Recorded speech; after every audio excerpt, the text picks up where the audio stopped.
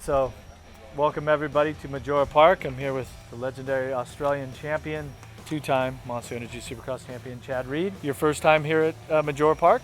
Yeah, my first time. I'd seen video, and that clearly doesn't do it any justice. You know, like a lot of the hills and this drop off right behind us here doesn't look quite as big as that.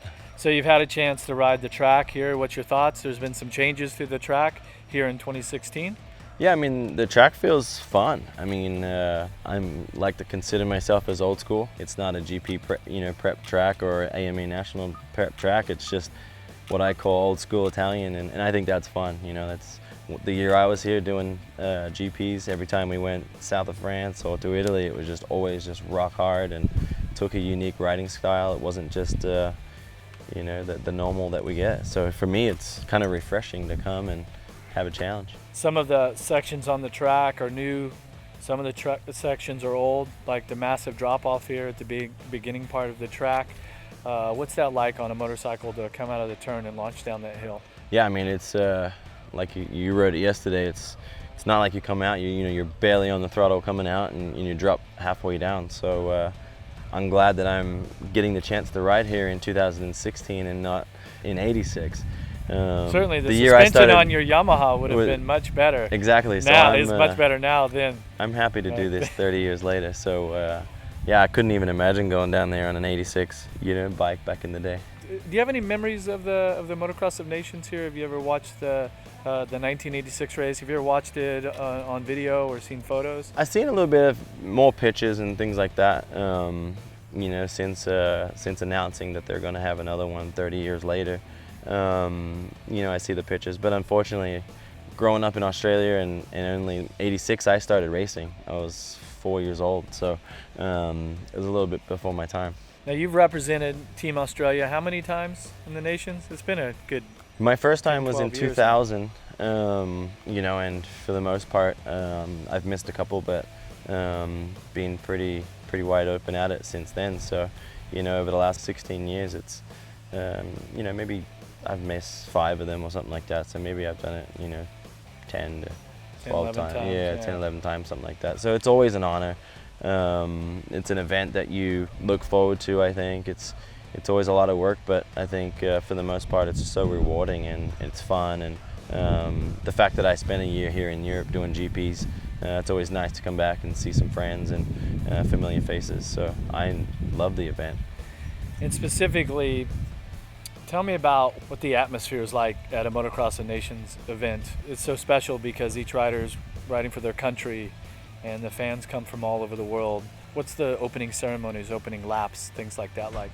You know, I think backing up a little bit, I think one of the things is, you know, that for me, and I'm sure it's the same for everyone, is when you show up, you know, you're showing up, like you said, as a team. You know, there's 3 individuals on a team that are typically competing against each other on a regular basis, or you know, love each other, hate each other, whatever that may be.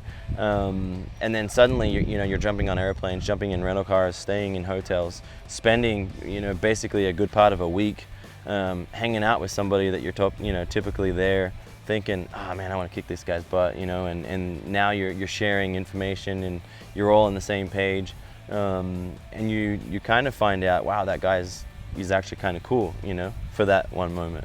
Yeah. So I remember my first time, you know, Michael Byrne, Andrew McFarlane, you Which know, were 2 really close I don't know friends. that I would, yeah, I don't know that I would class that we hated each other, but we certainly didn't hang out. We weren't friends. And then to show up at Donations and think, wow, you know, like Burner and Andrew, like they're actually pretty cool guys, and you know, it changed the perspective of what you and how you looked at racing. What should the riders expect for the upcoming Motocross of Nations here at Maggiora Park in 2016? Track, atmosphere, etc. I think the atmosphere is always consistent at the Nations. You know, it's the air horns, the flags, you know, the passion is always at an all-time high. So you know, I think that should obviously be expected. For me, I think the track, you know, like coming as an AMA regular, I think the track is going to be the biggest challenge. You know, it's unique. It's what I would like to call old school European GP Italian style track, and something that we, at least, you know, like I said, I've been doing donations for the last 10-11 years, and I've never been to one like this, so it's going old school, and I think that that's perfect fitting for, you know, a 30th anniversary of an event. French team last year was amazing. For a long time, America has had some winning streaks, but right now it seems to be very, very competitive. Would you have an early prediction right now? I mean, my early prediction is you know, I mean, it's hard to go by the French team. I think right now is quite strong. As you know, donation it's not about an individual performing at his best. It's about a team and 3 guys coming and showing up on Sunday and performing to their best. And I just think it's hard to go past the French team at this point. My opinion is I don't believe you know, that there's a whole lot of teams that have that complete package on a racetrack like this. Yeah, it's certainly competitive.